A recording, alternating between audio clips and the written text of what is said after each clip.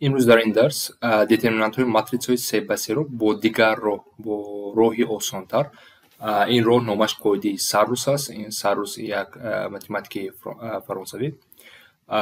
چی میگه سروس؟ اگر شما ماتریس 3x3 داشته باشین میتونین یکم دوم ستون رو به پیشش مثل همین نوشته، بعد دیاگونال ها رو اگر به طرف راست باشد همه دیاگونال جمع میکنیم، طرف چپ رو دیاگونال جمع، بعد نتیجه هر دو اگر نتیجه این A باشد و نتیجه این B باشد A مینوسی B میکنیم.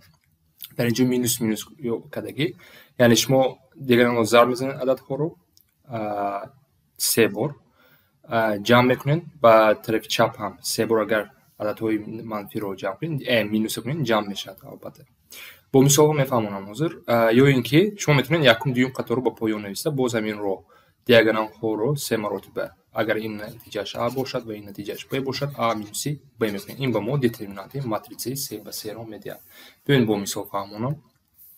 نگاه کنین یک ماتریس با دو راه نشان میدم با ستون و قطار. بیاین یکم و دوم ستون رو از نام نویسیم. این میشود 1 2 3 نقصتر اگر نویسم در یک میزو شوند 1 2 و 3 5 و مینوس 2. اکنون ما میگیرم به طرف راست دیاگونال ها رو ضرب میکنم. این دیاگونال رو ضرب میکنم همه عدد ها رو، بعد این رو ضرب میکنم، بعد هر سه این ها رو.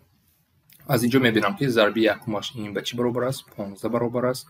از آن دومش این به مینوس 9 برابر است و آخرانش به مینوس 16. هر سه اینها رو اگر ما جمع کنیم به چی برابر شد؟ مینوس 25 مینوس 10. نتیجه اینا همه مینوس 10 میشد اگر جمع کنیم همش رو.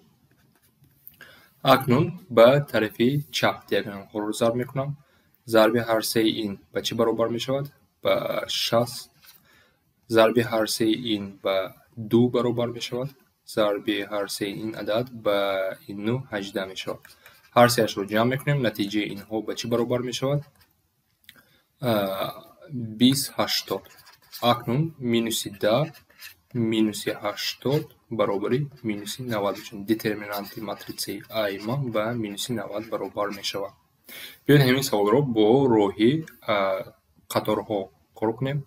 قطارها رو از یکم دوم قطار رو از نمیزنیم 1 3 4 2 5 مینوس 1. یک نتیجه رو باید به دست کنیم. باز همین خیلی ضرب میکنیم. این به 15 برابر میشود. این به مینوس 16. این باشد به مینوس 9 برابر میشود. از این میدونیم که نتیجه هر دو اینها به مینوس 10 برابر است. اکنون به طرف چپ ضرب میکنیم. دیاگونال ها رو هر سه این عدد رو اگر ضرب کنیم به 60 برابر میشود. هر سه این عدد رو ضرب کنیم به 2 برابر میشود. هر سه این عدد رو ضرب کنیم به 18 برابر میشود. جمع میکنیم سوم این عدد ها به 80 برابر است. از اینجا میدونیم مینوس 10 مینوس 80 و مینوس 90 برابر است. چرا که نمیتونن دیترمینانت ماتریس با هر دو رو به مینوس 90 برابر است.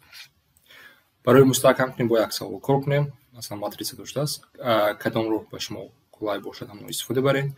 خواهیم با قطارها یا با ستونها. بیایم قطارها رو تکرار کنیم. 1 2 9 مینوس 1 1 و 1. یکم و دوم قطار رو تکرار نویسیم. بعد ضرب میکنیم.